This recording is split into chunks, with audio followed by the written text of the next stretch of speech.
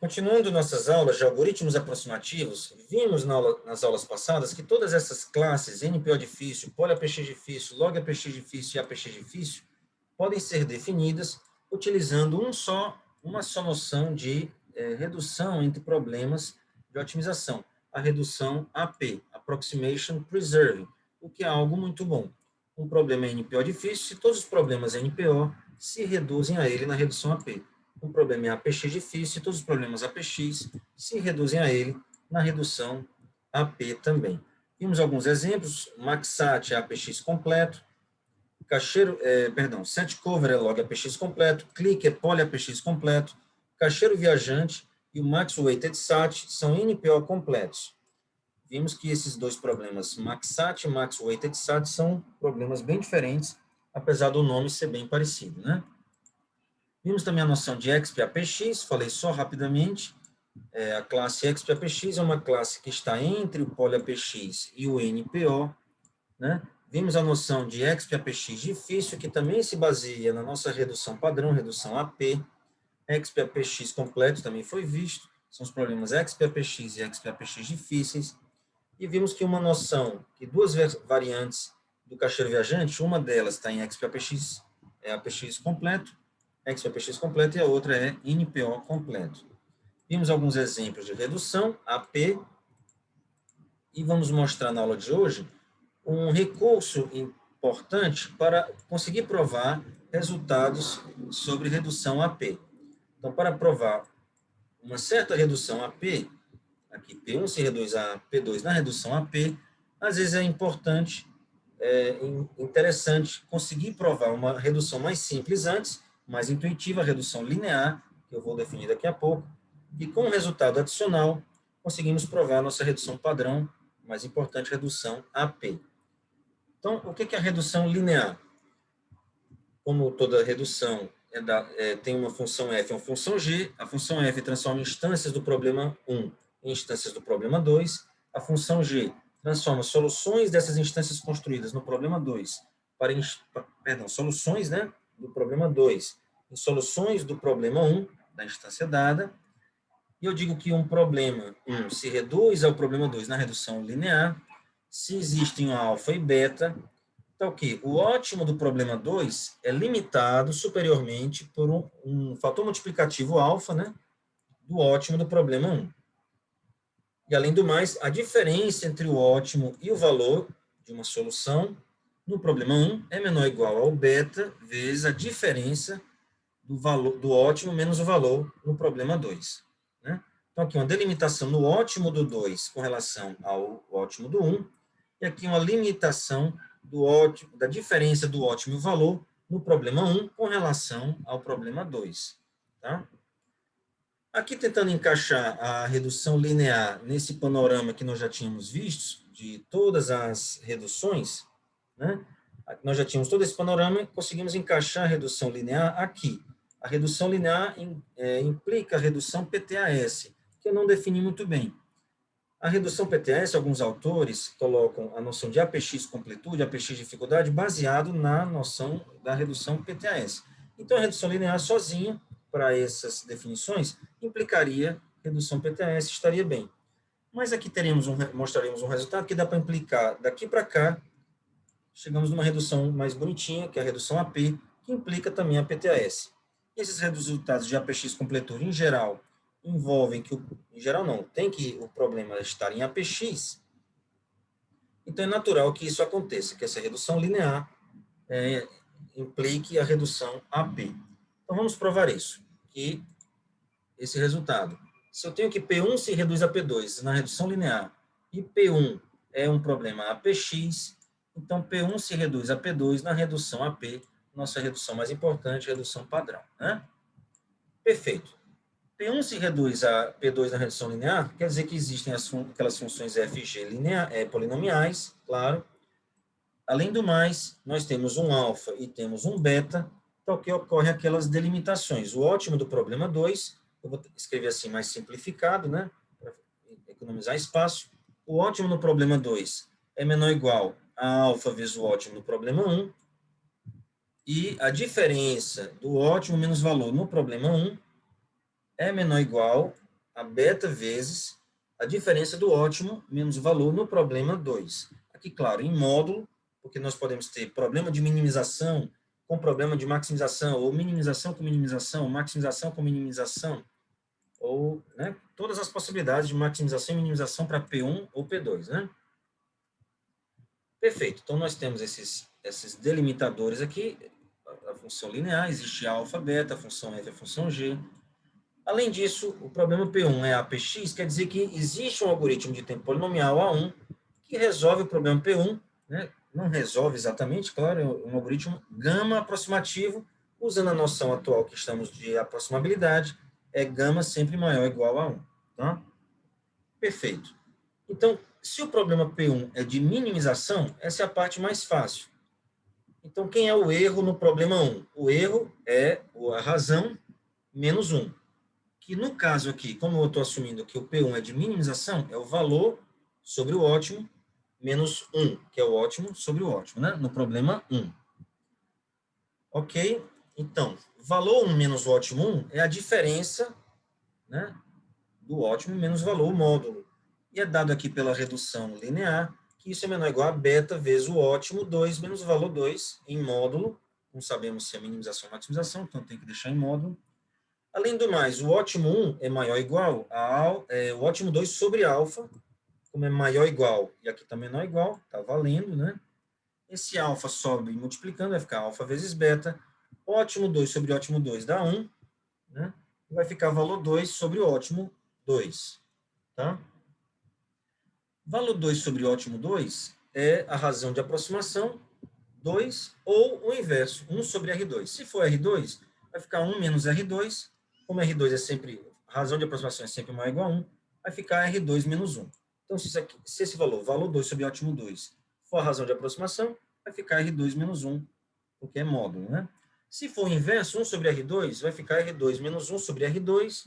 Como R2 é sempre maior ou igual a 1, nós podemos ignorar o denominador, vai ficar R2 menos 1 de qualquer modo. Então, de um jeito ou de outro, vai ficar R2 menos 1. Alfa, beta, R2 menos 1. Ou seja, resumindo, chegamos onde queremos, né? O erro no problema 1 é menor ou igual a um fator multiplicativo do erro no problema 2. Ou seja, redução a P, né?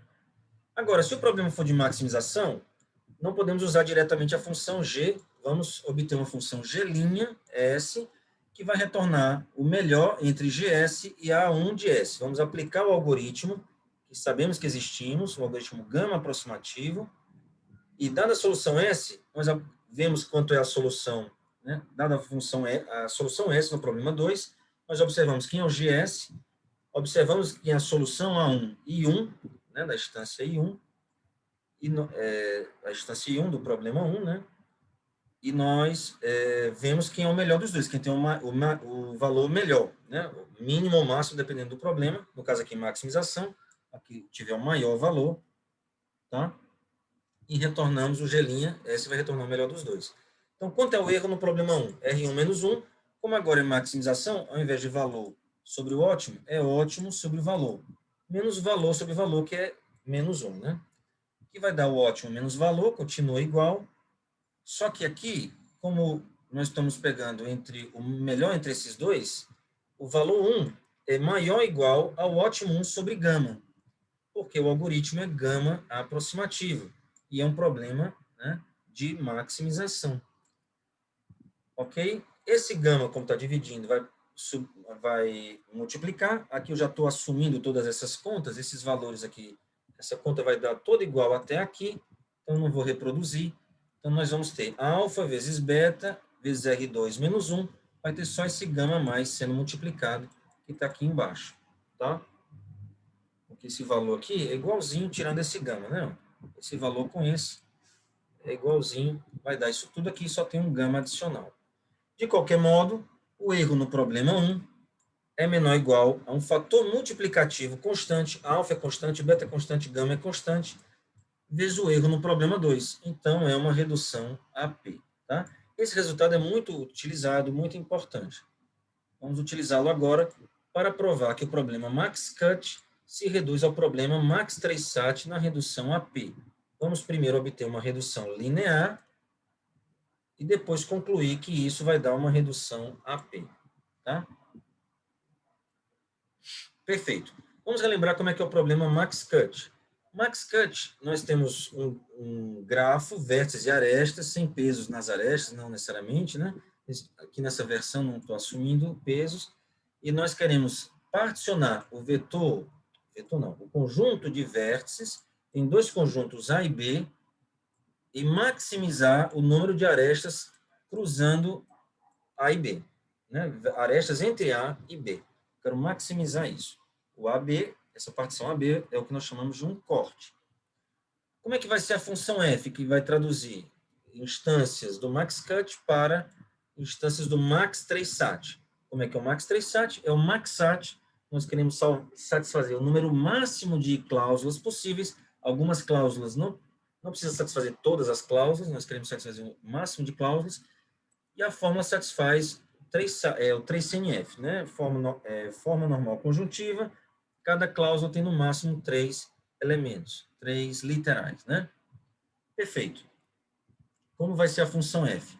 Para cada vértice u do grafo e cada aresta do grafo, nós vamos criar uma variável xu e uma variável xe. Ou seja, cada aresta vai ter, cada vértice e cada aresta terão uma variável no problema max-trace-sat, né?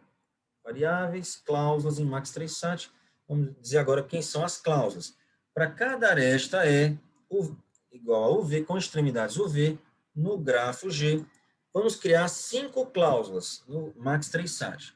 Aqui estão as cláusulas XE e essas aqui com XE ainda. XE sozinho, uma cláusula com um elemento, um literal só. Duas cláusulas com XE incluídas, ou com outros elementos, né? XU barra ou XV, XU ou XV barra, e duas cláusulas com XE barra. XU barra, XV barra, XU, XV, junto com XE barra, tá? Como será a função G, que traduz soluções do max-trace-sat em soluções do max-cut? Dada uma atribuição V ou F às variáveis em max-trace-sat, podemos obter uma solução igual ou melhor, tomando XE sendo esse símbolo aqui é o ou exclusivo entre o XU e o XV, onde U e V são as extremidades da aresta E. Tá? Isso aqui precisa testar algumas coisas para visualizar bem. Vamos imaginar aqui o U, aqui o V e aqui a aresta E. Vamos imaginar que seja V, V e V, né? V, V, V. O que acontece? A aresta, né, aqui é referente às cláusulas, às variáveis, né? XU é V, XV é V, XE é V, é verdadeiro. Então, aqui está satisfeita, XE satisfaz essa, XE satisfaz essa, né? Essa não está satisfeita, essa não está satisfeita, essa aqui vai estar ok por causa do XV, mas essa aqui não vai estar satisfeita. Teremos uma cláusula não satisfeita. Das 5 cláusulas, né, uma não estará satisfeita. Se trocarmos esse V por F, que é o ou exclusivo de V com V da F, nós vamos ter o quê? Essas duas satisfeitas por causa do XE, essa aqui não vai estar satisfeita, claro, mas essas duas estarão, porque eu tenho XU verdadeiro aqui, XV verdadeiro aqui. Eu troquei 4 cláusulas por 4 cláusulas, está tudo bem. Ok? Se eu tiver, por exemplo, agora VF e F aqui, né? VF com F. O XE não está satisfazendo, essa daqui, vamos ver, ó, VF, essa está satisfeita, essa daqui está satisfeita por causa desse XV barra, o que mais? Essa aqui está satisfeita por causa do XU, e essa daqui não está satisfeita também, ó. XU barra não satisfaz, esse não satisfaz, ou seja, eu só tenho 3 cláusulas satisfeitas. Se eu trocar esse F por V, por exemplo, essa está satisfeita, essa está satisfeita por causa do XE, satisfeita. Além do mais, essa está satisfeita por causa do XU e essa está satisfeita por XV. De 3 cláusulas, eu consegui 5 satisfeitas. É melhor, não é? Só mais um exemplo. Se eu trocar FV por VF, é simétrico, né? Acho que o último exemplo que falta é FF com V, por exemplo, né? Se eu tiver FF com V, essa está sendo satisfeita, essas 3. O que mais? Essa aqui está sendo satisfeita e essa não. Então, eu tenho 4 cláusulas satisfeitas entre 5. Se eu trocar esse V por F, essa não está satisfeita, mas essa está satisfeita pelo x u barra, essa está satisfeita pelo xv barra, essa está satisfeita aqui, e essa está satisfeita aqui no xe barra. Troquei 4 por 4 verdadeiras, né? Ou seja, resumindo, eu consigo uma solução que eu vou chamar uma solução canônica, né? Fazendo xe ser o ou exclusivo entre o xu e o xv, que a gente consegue melhorar ou manter a mesma quantidade de cláusulas satisfeitas. A cada 5 cláusulas referente às arestas, eu consigo pelo menos 4 verdadeiras, tá? Perfeito. Com essas soluções desse tipo canônicas, em que o xe é o ou exclusivo de suas extremidades, nós vamos formar a solução lá no MaxCut. Eu vou colocar no conjunto A os vértices cuja variável no problema MaxSat o valor é verdadeiro. Caso contrário, o vértice vai para o conjunto B. Com isso, nós conseguimos uma solução, um corte AB em MaxSat. O A vai pegar os vértices com valor cujas variáveis são verdadeiras, lá na solução do MaxSat, e o B são as falsas, ok? Assim como nós conseguimos fazer essa transformação do Max3Sat para o MaxCut, nós também podemos fazer a volta do MaxCut para o Max3Sat. Dado um corte AB, quem tiver em A, bota verdadeiro lá no Max3Sat, quem tiver em B, coloca falso. Tá? E conseguimos uma solução semelhante. Note que xe é verdadeiro somente se a aresta passa o corte. Faz sentido, né? Aqui é verdadeiro, o A são os vértices referentes a verdadeiro, aqui são os falsos. Então, se eu tenho uma aresta aqui, o valor dela é verdadeiro, né? Se é VF ou de F para V, e da mesma coisa, né? Ou seja, o valor dela é verdadeiro se ela estiver cruzando.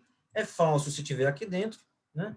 O ou exclusivo VV é falso, FF também é falso. Tá? Além disso, cada corte AB em G define uma atribuição. Acabei de falar, é a função G a menos 1. Né? A função G é uma função canônica. Se não for canônica, a gente transforma para uma canônica e aplica a função G. O G a menos 1, acabei de explicar, é uma atribuição, dado um corte, a gente tem uma atribuição, dado uma atribuição, obtém uma canônica e dá um corte. Né? Perfeito. Com isso, nós temos o seguinte, que o valor 1, que é o valor no problema MaxCut, que é o número de arestas cruzando o corte, será o valor 2 menos 4 vezes o número de arestas. Por quê? Porque para cada grupo de 5 cláusulas referentes a uma aresta no grafo original, nós conseguimos, com essas soluções canônicas, satisfazer 4. De 5, nós conseguimos sempre satisfazer 4. Então, 4 já está garantido. Então, se eu eliminar 4 vezes o número de arestas, que eu vou ter 5 cláusulas dessas para cada aresta. Então, eu vou ter 5 vezes E de G, aqui está 4 E de G.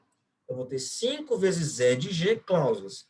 Se eu remover 4 vezes E de G, eu estou removendo essas, digamos assim, que eu já sei que já vão estar sendo satisfeitas. Então, eu só vou ter uma cláusula satisfeita para cada uma dessas arestas que estão cruzando o corte, né? Exatamente isso. Ou seja, se eu eliminar 4 de G, estou eliminando aquelas garantidas, cláusulas garantidamente satisfeitas, e removendo isso eu vou ter, então, o número dessas variáveis referentes a arestas, né, que estão passando o corte, né, que é de V para V, né, cujo valor é verdadeiro, né? O valor que é verdadeiro. Perfeito. Então, deixa eu só melhorar esse argumento que eu falei aqui.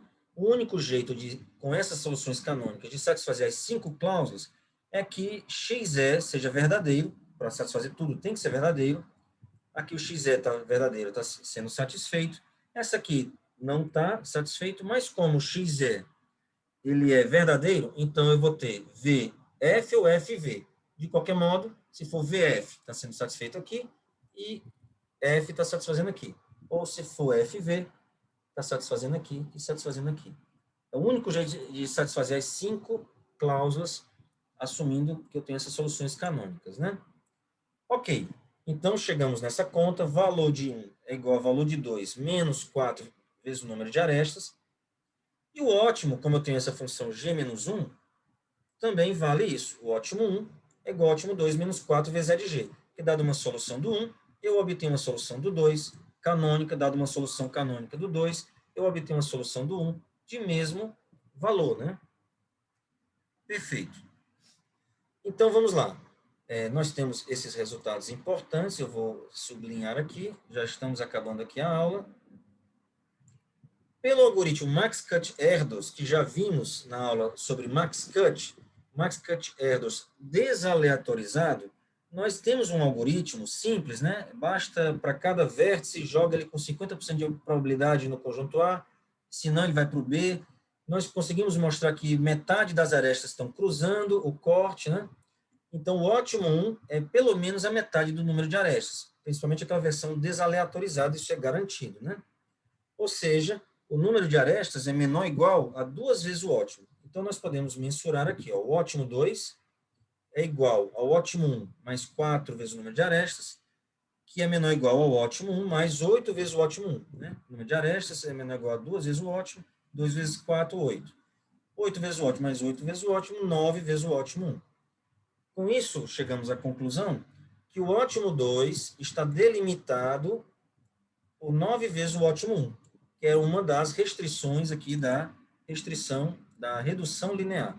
O ótimo 2 tem que ser delimitado por um fator multiplicativo do ótimo 1. Então, o valor alfa é igual a 9. É o fator multiplicativo aqui. Né? Além do mais, se eu fizer a diferença, ótimo 1 menos valor 1, esses 4 E de G vão ser cancelados, é igual ao ótimo 2 menos o valor 2. Então, beta é igual a 1. Né? A diferença do ótimo para o valor, né, tem que estar delimitada, no problema 1, delimitada por um fator multiplicativo da diferença em módulo, né, do ótimo menos o valor no problema 2. É o que acontece aqui. Com isso, concluímos que esse procedimento, essa redução é uma redução linear. Além disso, pelo algoritmo Max-Cut-Erdos desaleatorizado, o problema Max-Cut pertence a PX. Então, por aquele resultado que acabamos de mostrar, esse resultado aqui, a redução L. O problema 1 é APX, então temos uma redução AP. A nossa redução mais importante é a redução, nossa redução padrão aqui. Ok? É isso.